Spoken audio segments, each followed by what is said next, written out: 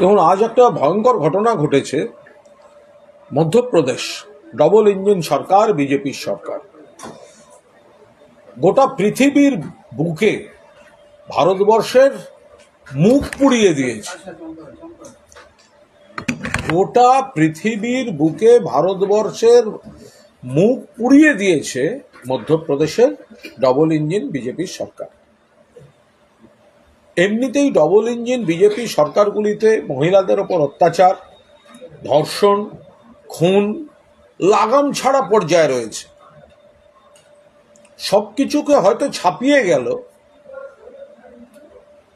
গতকালের মহারাষ্ট্রের ঘটনা এবং তারপর আজ ইন্দোরের ঘটনা।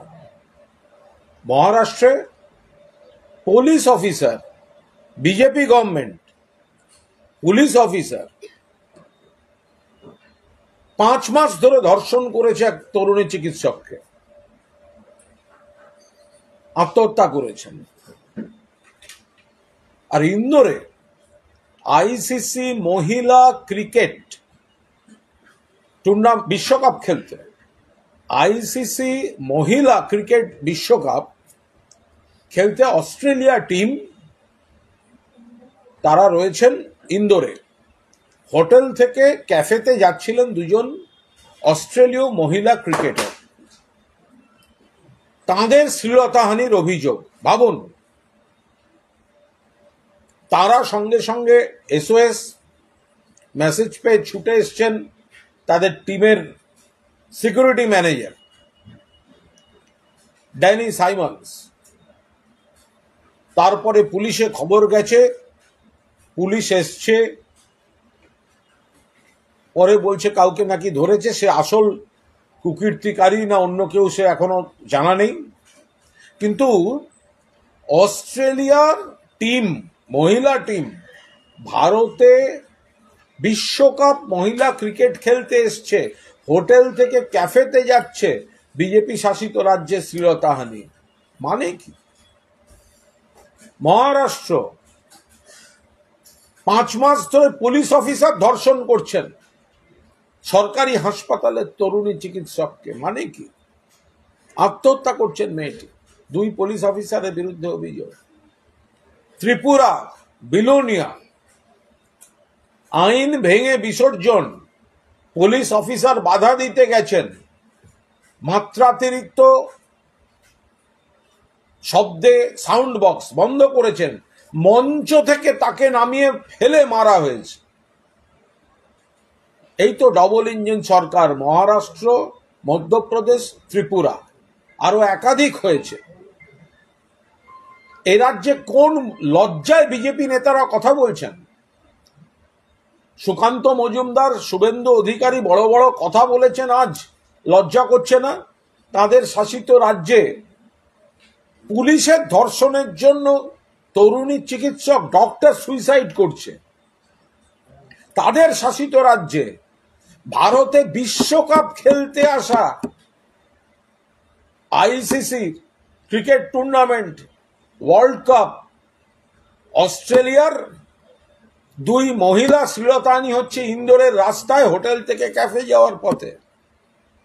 আর ত্রিপুরায় পুলিশ অফিসার রাস্তা আটকে যানজট করে মানুষের অসুবিধা করে সেখানে আইনি ব্যবস্থা নিয়েছেন বলে মঞ্চ থেকে টেনে নামিয়ে তাকে মারা হচ্ছে।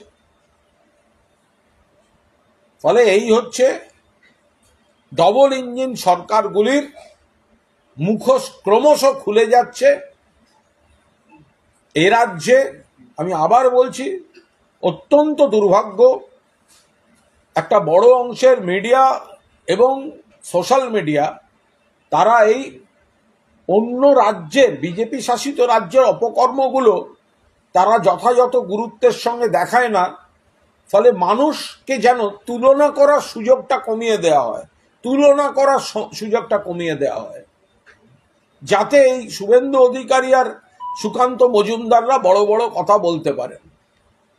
মানুষ বুঝছেন, মানুষ জানেন ডবল ইঞ্জিন সরকার, মহিলাদের কোনো নিরাপত্তা নেই, আইন শৃঙ্খলা বলে সেখানে কোনো বালাই নেই। এবং অস্ট্রেলীয় ক্রিকেট দলের মহিলা খেলোয়াড়দের শ্লীলতাহানি করে সারা পৃথিবীর বুকে ভারতের মুখ পোড়ালো মধ্যপ্রদেশের বিজেপি ডবল ইঞ্জিন সরকার। বলছি যে শুভেন্দু অধিকারী আজকে গঙ্গারামপুরে সভা করছেন, সেখানে তিনি বলছেন যে 2026 ডিসেম্বরের মধ্যে বালুরঘাটে 6-0 বিজেপি সরকার হবে। 26 ডিসেম্বরের মধ্যে গঙ্গারামপুরে মেডিকেল কলেজের শিলান্যাসের কাজও শুরু তারা করে দিতে পারবেন। দেখুন, শুভেন্দুবাবু ক্যালেন্ডার পলিটিক্স করেন, ক্যালেন্ডার পলিটিক্স। 20 সালে দল বদলালেন, তখন বললেন 21-এ আমরা ক্ষমতায় আসব।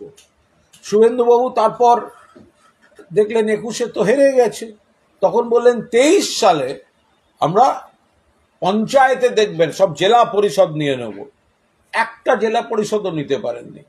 তখন বললেন 24 সালে আমাদের লোকসভার সিট বাড়বে। 24 সালে দেখা গেল পশ্চিমবঙ্গে লোকসভার সিট বিজেপির কমে গেছে, তৃণমূলের বেড়েছে।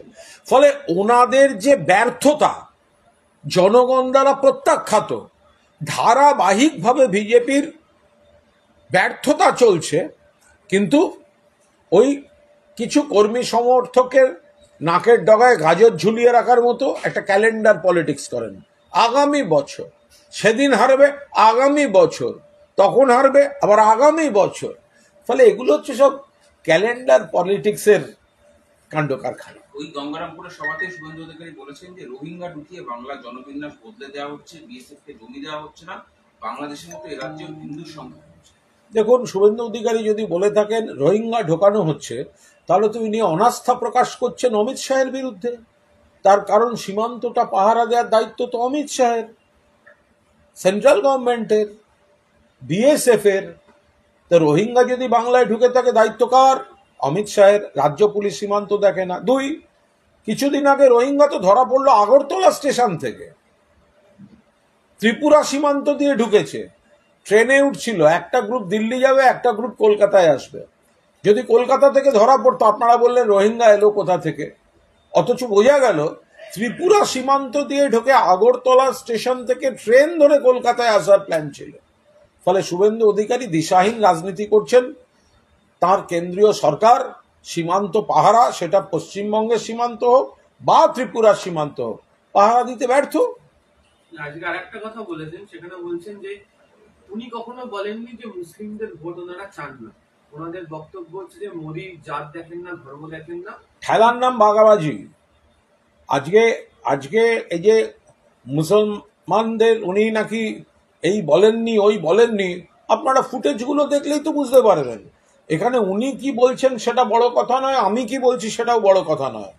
সংখ্যালঘুদের সম্পর্কে কি কি ভাষায় অসম্মান করেছেন শুভেন্দু অধিকারী, কিন্তু ভুরি ভুরি তার তো রেকর্ডই রয়েছে।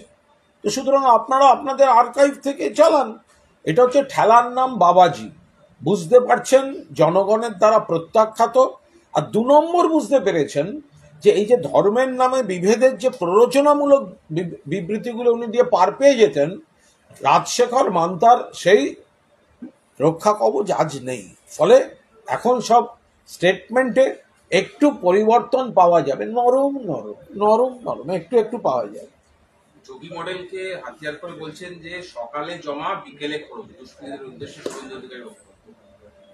দেখুন, এগুলো সব মানে অবান্তর কথা। ল অ্যান্ড অর্ডারে ভয়ঙ্কর পরিস্থিতিতে রয়েছে উত্তরপ্রদেশ। একের পর এক ঘটনা ঘটে চলেছে, একের পর এক। ইভেন সেন্ট্রাল গভর্নমেন্ট তাদের রিপোর্টেও মানতে বাধ্য হচ্ছে যে উত্তরপ্রদেশে বিপুল পরিমাণ অপরাধমূলক ঘটনা ঘটছে।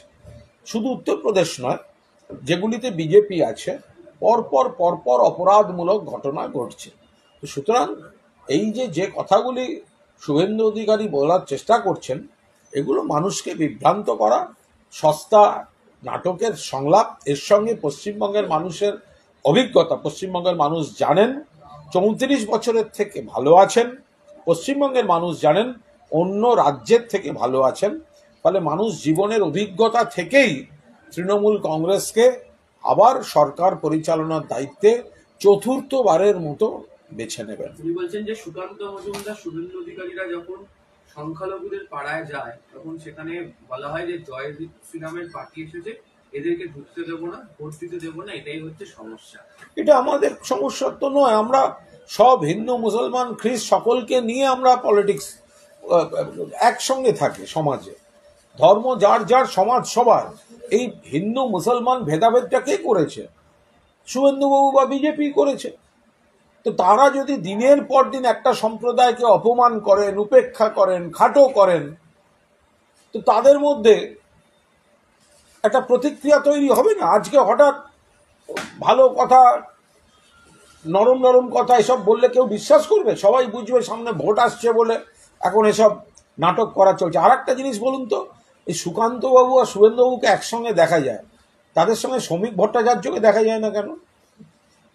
সুকান্তবাবু আর শুভেন্দুবাবুকে একসঙ্গে দেখা যায়, কিন্তু তাদের সঙ্গে শ্রমিক ভট্টাচার্য আর দিলীপ ঘোষকে দেখা যায় না। ভালো করে দেখবেন তো, একদম দূরবীন লাগিয়ে দেখবেন, ওই তো শুভেন্দু, ওই তো সুকান্ত, কিন্তু দিলীপ কই, শ্রমিক ভট্টাচার্য কই, দেখা যায় না। ওদের মধ্যে গোষ্ঠী আছে। সুকান্তবাবু আর শুভেন্দুবাবু, ওদের দুজনকে আগে ঘর সামলা, পরে ভাববি বাংলা। সুকান্ত মজুমদার গঙ্গারামপুরে বলছেন যে যে পুলিশ মানুষকে সুরক্ষা দিতে পারে না সেই পুলিশকে মানবো কেন, কারণ পুলিশের অনুমতি ছাড়া। না না, ওনারা পুলিশকে মানেন না, আমরা জানি। ওই যে সুকান্তবাবু বলেছেন না পুলিশকে মানবো কেন, আমরা ত্রিপুরায় তো দেখলাম, বিজেপি ত্রিপুরা বিলোনিয়া, সেখানে শোভাযাত্রা যাচ্ছিল বিসর্জনের, রাস্তায় আইন ভেঙে, যানজট, তীব্র শব্দ, পুলিশের অফিসার বলেছেন এভাবে করবেন না আর সাউন্ডটাকে কমান, তাকে মঞ্চ থেকে এনে ফেলে মারা হলো। তো সুকান্ত মজুমদাররা যে পুলিশকে মানি না এই যে বলবেন, তো একটু খেয়াল রাখবেন কোথায় দাঁড়িয়ে বলছেন। আর আপনাদের রাজ্যে সেখানে পুলিশ মার খাচ্ছে, পুলিশকে নামিয়ে মারা হলো, সে ভিডিও নিশ্চয়ই সুকান্ত বাবুরা দেখেছেন। ত্রিপুরা প্রসঙ্গে বলছি, সেটা হচ্ছে যে ওসি মার খেলো, তারপরে যে পুলিশ বাহিনী গেল, তাদেরকে সেখান থেকে ঢুকতে দেওয়া হলো না, সরিয়ে দেওয়া হলো।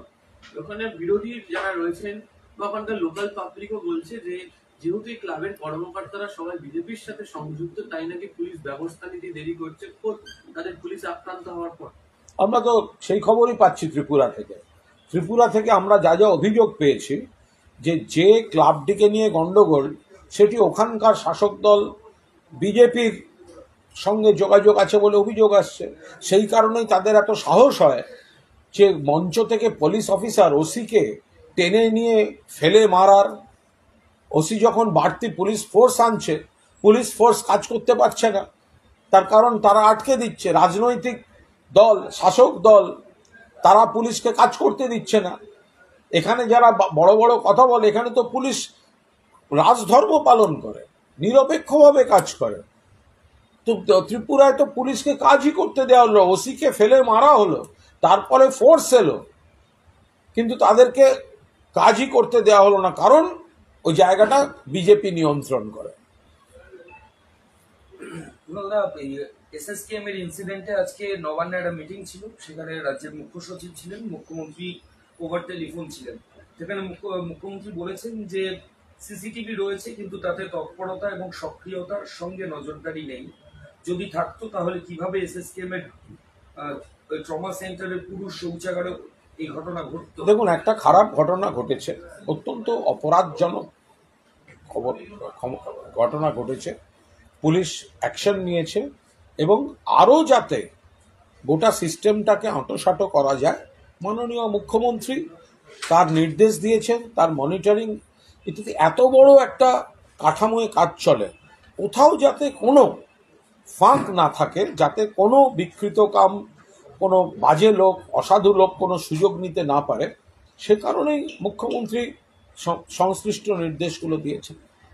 আরো যেটা ব্যাপার, মুখ্যমন্ত্রী বলেছেন যে বেসরকারি হাসপাতালগুলোতে যে কর্মী নিয়োগ হয় সেগুলো বিভিন্ন বেসরকারি এজেন্সি দ্বারা নিয়োগ হয়, কাজেই তাদের যে অন্যায় তার দায় কেন সরকার নেবে? কিন্তু প্রশ্ন হচ্ছে যে পাঁশকুড়ার ঘটনার পর যে এজেন্সি ওখানে ডিটেক্ট হয়েছিল যে গোটা ঘটনা ঘটাচ্ছে, তারা এখনো বিভিন্ন সরকারি জায়গায় কর্মী নিয়োগ করছে। এটা সম্পূর্ণ প্রশাসনিক বিষয়, একটা এত বড় কাঠামো সেটা। এবং আপনারা এটাও খেয়াল রাখবেন, স্বাস্থ্য নিয়ে যখন কথা বলবেন এটা খেয়াল রাখবেন, 11 সালে কটা মেডিকেল কলেজ, কটা হাসপাতাল আর কটা বেড ছিল, আর রোগীর সংখ্যা, উপকৃত মানুষের সংখ্যা কত ছিল। এখন হসপিটাল বেড, রোগীর সংখ্যা অনেকটা বেড়ে গিয়েছে, ফলে কাজের চাপও বেড়েছে। নিশ্চয়ই নতুন লোকও এসছে, কিন্তু কাজের চাপ বেড়েছে। ফলে একটা অভিযোগ তোলার আগে সেগুলো একটু খেয়াল রাখতে হবে। একটা এই পরিকাঠামোটা নানাভাবে প্রশাসন মসৃণতা রাখার চেষ্টা করে। এবার ভালো কাজই বেশি হচ্ছে, নইলে এত এত রোগী, এত মানুষ, এত সেবা, এত পরিষেবা হচ্ছে, তো তার মধ্যে একটা খারাপ ঘটনা ঘটেছে। এবার সেটা সেই কাঠামোটাকে আরো কিভাবে ফুলপ্রুফ করা যায়, সেই জন্যই তো মুখ্যমন্ত্রী আলোচনা করেছে। আর একটা লাস্ট কোয়েশ্চেন, সেটা হচ্ছে মুখ্যমন্ত্রী বলেছেন যে কেন নিয়মিত পুলিশ এবং হাসপাতাল এই দুই ডিপার্টমেন্ট নিয়ে প্রশ্ন উঠবে। এই দুই দপ্তরে গন্ডগোল বেশি হচ্ছে, হেলথ ও পুলিশ, দুটো ডিপার্টমেন্টই তো ওনারই হাতে আছে। না, কারণ এই দুটো ডিপার্টমেন্ট হচ্ছে সব থেকে বেশি মানুষের সঙ্গে জড়িত, ফলে আগের জমানার থেকে অত্যন্ত ভালো চলছে। বামফ্রন্ট জমানার থেকে এবং অন্য রাজ্যের সরকারের থেকে এ রাজ্যে পুলিশ এবং স্বাস্থ্য দুটো দফতরই অত্যন্ত ভালো কাজ করছে। এবার এত বড় কাঠামো, এত মানুষ আসছেন, আপনারা জানেন যে স্বাস্থ্য পশ্চিমবঙ্গে যা যা সুবিধা দেয়, এই স্বাস্থ্যের বাংলার সুবিধাটা পেতে অন্য কত জায়গা থেকে লোক এখানে স্বাস্থ্যের জন্য আসছে। ফলে সেই জায়গাটায় দাঁড়িয়ে কোথাও এত বড় কাঠামোর মধ্যে কোনো ব্যক্তি যদি বিচ্ছিন্নভাবেও কোনো গাফিলতি থাকে বা অপরাধ থাকে, সেটা সঙ্গে সঙ্গে কোঅর্ডিনেশন রেখে প্রশাসন কাজ করছে এবং একেবারে অভিভাবকের ন্যায্য ভূমিকার মতো, যথোপযুক্ত ভূমিকার মতো মমতা বন্দ্যোপাধ্যায় তিনি মাথার উপর থেকে সেই সংক্রান্ত নির্দেশ, করণীয়, গাইডলাইন তিনি বলে দিচ্ছেন। হুমায়ুন কবির আবার বলেছেন যে প্রয়োজনে কান্দিতে আরো এক হুমায়ুন কবিরকে দাঁড় করাবো, নাম না করে আপনার দিকে আক্রমণ করেছেন হুমায়ুন কবির। আরে আমি মাঝখানে কে, আমাকে আক্রমণ করে কি হবে? সুব্রত বক্সির নামও করেছে, তো সুব্রত বক্সি আপনাকে নাম না করে আক্রমণ করেছেন। না না, আমি তো তুমি নাম করাই বা কি আর না করাই বা কি, আমি তাতে আমার কিছু এসে যায় না। এবার কেন করেছেন সে আমি কি করে জানবো? উনার যা বলার উনি বলে যাচ্ছেন, দল নজর রাখছে, মিটে গেল। রোজ উনি কিছু বলবেন আর তার উত্তর দিতে হবে, সেটার প্রয়োজনীয়তা মনে করছি না। উনি ওনার মতো বলে যাচ্ছেন, খুব পরিশ্রম করছেন, রোজ কত কথা বলছেন, হ্যাঁ, কিন্তু সেটা তো দলের শীর্ষ নেতৃত্ব যারা আছেন তারা যা প্রয়োজন মনে করবেন তারা রিয়াক্ট করবেন। সেখানে আমি রিয়াক্ট করার প্রয়োজন মনে করছি না। তাতেও যদি কেউ রেগে যায় তাহলে খুব মুশকিল। বামেরা বলছে যাদবপুরে ব্যাপক ভোট চুরি হচ্ছে, ব্যবহার হচ্ছে ভুয়ো নাম, বাবার সাথে ছেলের নামের মিল নেই, ঠিক নেই। এই বামেরা যেন সব বিষয়ে কথা বলতে গিয়ে ভোটার লিস্ট নিয়ে কথা না বলে সিপিএম, কারণ বৈজ্ঞানিক রিগিং এই শব্দটাই সিপিএম এর জন্য তৈরি হয়েছিল। যত রকম ভোটার লিস্টের কারচুপি আছে, আসল লোককে ভোট দিতে না দেয়া, মৃতের নাম ঢুকিয়ে রাখা, মানে যত রকম কারচুপি আছে সমস্তটা সিপিএম এ বিষয়ে অত্যন্ত দক্ষ। সুতরাং সিপিএম যেন দয়া করে ভোটার লিস্ট নিয়ে কোনো কথা বলতে না আসে। ঠিক আছে, লাস্ট একটা আছে কি বলুন? আমার একটা আছে। সুকান্ত মজুমদার বলছেন যে খগেন মুর্মুর উপর আঘাত মানে সমগ্র আদিবাসী সমাজের উপর আঘাত, এই আক্রমণ পরিকল্পিত ছিল এবং তাকে খুনের উদ্দেশ্য ছিল। সুকান্ত মজুমদার জানেন তৃণমূল কংগ্রেস এটা সম্পূর্ণভাবে নিন্দা করেছে, আন্তরিকভাবে নিন্দা করেছে। মমতা বন্দ্যোপাধ্যায় মাননীয় মুখ্যমন্ত্রী নিজে খগেনবাবুকে দেখতে গেছেন। সুকান্তবাবু একটা ছবি দেখাতে পারবেন বিজেপির কোনো মুখ্যমন্ত্রী, বিজেপির রাজ্যে অপোজিশনের কেউ কোনোভাবে আক্রান্ত হয়েছেন তাকে দেখতে গেছেন, একটা ছবি দেখাতে পারবেন সুকান্ত মজুমদার? দুই, আজকে মনে হচ্ছে আদিবাসী সমাজের উপর আক্রমণ। আর যেদিন শুভেন্দু অধিকারী বলেছিলেন বীরবাহা হাঁসদা, দেবনাথ হাঁসদা আমার জুতার নিচে থাকে, সেদিনকে কি মনে হচ্ছিল? সুকান্ত মজুমদার আদিবাসী সমাজকে সম্মান দিচ্ছেন শুভেন্দু অধিকারী? কথা বললে ভেবে বলুন সুকান্ত মজুমদার কালকা যোগী। সিদ্দিকুল্লাহ চৌধুরী বলছেন যে বিজেপি এত মাতামাতি কেন করছে, বিজেপি মানুষকে ব্যতিগ্রস্ত করে তুলছে, 29 তারিখ জেলা ভিত্তিক মিটিং হবে এবং প্রয়োজনে মসজিদে ঘোষণা করবে। এসব নিয়ম করবেন তো বিজেপির বিরুদ্ধে বলেছেন, রাজ্যের মন্ত্রী, আমি তার উপর আবার কি কথা বলবো? লাস্ট একটা, সেটা হচ্ছে যে এই যে এতগুলো বিজয় সম্মেলনী করে আসা হলো, আপনাদের 50 জনকে আলাদা আলাদা দায়িত্ব দেওয়া হয়েছিল, কি রিপোর্ট আসছে এখান থেকে? দেখুন, বিজয় সম্মেলনীর যে সার্বিক যা রিপোর্ট আসছে সেটা আমাদের দল চুলচেরা বিশ্লেষণ করে দেখছে, কিন্তু প্রাথমিকভাবে এটা বোঝা গেছে স্বতঃস্ফূর্ত সাড়া আছে। একটা হচ্ছে দল এক এবং ঐক্যবদ্ধ একটা পরিবার, দুই, মানুষ মমতা বন্দ্যোপাধ্যায়ের সরকারের কাছ থেকে যে পরিমাণ উপকার পেয়েছেন, ফলে তারা মমতা বন্দ্যোপাধ্যায়কে দুহাত তুলে সমর্থন করছেন, আর কোথাও যদি কোনো গুরুত্বপূর্ণ কাজ কিছু বাকি থাকে ইত্যাদি, তারাও সেটা বলার সুযোগ পাচ্ছেন। 3 নম্বর হচ্ছে যে বিজেপির কুৎসা, বিজেপির অবিচার, বঞ্চনা, এগুলোতে মানুষ ক্ষিপ্ত হয়ে আছেন। বিশেষ করে একেবারে শেষ দিকে 100 দিনের টাকা দেয়নি, আবাসের টাকা দেয়নি, মমতা দিয়ে দিয়েছেন। কিন্তু এই যে বাংলা ভাষাকে অপমান এবং পরিযায়ী শ্রমিকদের ডেকে ডেকে সব ধরে এনে হ্যারাস করে বাংলাদেশে পাঠিয়ে দেয়া, এটা গোটা বাংলা কিন্তু ক্ষিপ্ত হয়ে আছে। বিজেপি এটা ভোটের বাক্সে বুঝতে পারে। এটা শোনা যাচ্ছে যে আপনারা বিভিন্ন জায়গায় কোথাও যদি রাস্তা খারাপ থাকে, জল সমস্যা, এই সব নাকি খুঁটিনাটি বিষয়ে রিপোর্ট আকারে জমা দিচ্ছে। দেখুন, এটা তো খুব স্বাভাবিক বিষয়, এটাই তো তৃণমূল কংগ্রেস। ধরুন, যেতে যেতে আমি একটি উদাহরণ দিচ্ছি। একটি জায়গায় আমি যেতে যেতে হঠাৎ দেখি রাস্তার কোনো একটা ভেতরে, বেশি রাস্তাটাই অত্যন্ত ভালো, মানে একদম মসৃণ, মানে একটু চওড়া হলে টুক করে প্লেনও নেমে পড়তে পারে, এত সুন্দর রাস্তা।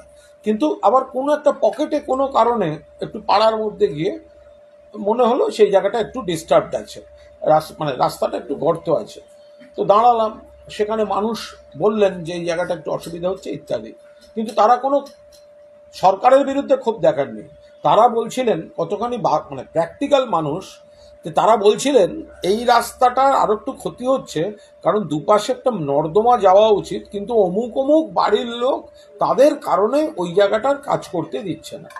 আমি সেদিন গাড়িতে উঠেই সঙ্গে সঙ্গে দলের নেতৃত্বের কনসার্ন দফতরে আমি জানাই যে এই জায়গার রাস্তাটা একটু ডিস্টার্বড আছে, এই রাস্তাটা যদি একটু মেরামতের ব্যবস্থা করা যায় এলাকায় সুবিধা হয়, এবং আমি সেটা ছবিও পাঠিয়ে দিই।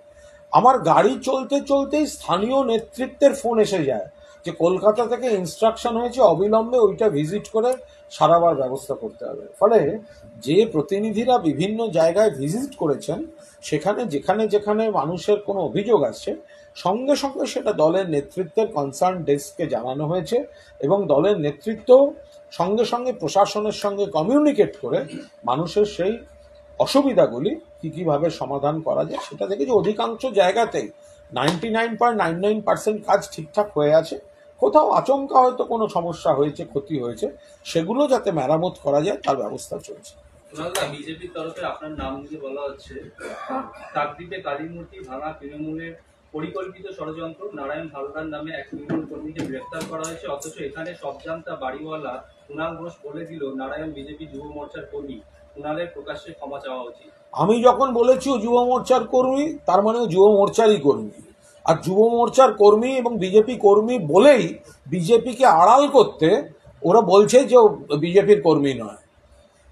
আমি যখন বলেছি ও বিজেপি করে, তার মানে ও বিজেপিই করে। আর ওর বাড়ির লোক যতবার বলবে ও বিজেপি করে না তৃণমূল করে, ততবার প্রমাণিত হবে যে বিজেপির মুখ রক্ষায় বিজেপি নেতাদের নির্দেশে এই স্টেটমেন্টগুলো হচ্ছে। আর মানে কে বলছে? ওই তো তেওয়ারি কনফেকশনার্স, রাহুল সিনহা। হ্যাঁ, রাহুল সিনহা। রাহুল সিনহাকে বলুন না ওই জায়গাটা দিয়ে আবার ভোটে দাঁড়াতে। ও তো অনেক জায়গায় ভোটে দাঁড়িয়ে দাঁড়িয়ে হেরেছে। ওই জানেন, পরিব্রাজক পরাজিত, শুধু পঞ্চায়েতে দাঁড়ায়নি। রাহুল সিনহাটা সিনিয়র, রাহুল সিনহার উপর গবেষণা হওয়া উচিত। রাহুল সিনহা ছাত্র যুব বয়স থেকে রাজনীতি করছে, আমি সাক্ষী। রাহুল সিনহার উপর একটা গবেষণা হওয়া উচিত দুটো। একটা হচ্ছে একজন ব্যক্তি সারা পশ্চিমবঙ্গ ঘুরে পুরসভায় দাঁড়িয়েছেন, বিধানসভায় দাঁড়িয়েছেন, লোকসভায় দাঁড়িয়েছেন, তারপরেও প্রত্যেকটি জায়গায় হেরেছেন, 8 থেকে 9 বার হেরেছেন। এটা হারলেন কি করে? মানে এটা কিন্তু একটা গবেষণার মতো। আর দ্বিতীয় গবেষণা, যে বিজেপির দীর্ঘদিনের নেতা তারাও জিততে পারে না, অর্থাৎ মানুষ বিজেপিকে বাংলায় অ্যাকসেপ্ট করে না। তার মডেলও কিন্তু রাহুল সিনহা। রাহুলদা দেখতে সুন্দর, চুলে ভাঁজ আছে, কিন্তু ভোটে জিততে পারে না। এটার উপরে একটা গবেষণা হওয়া উচিত।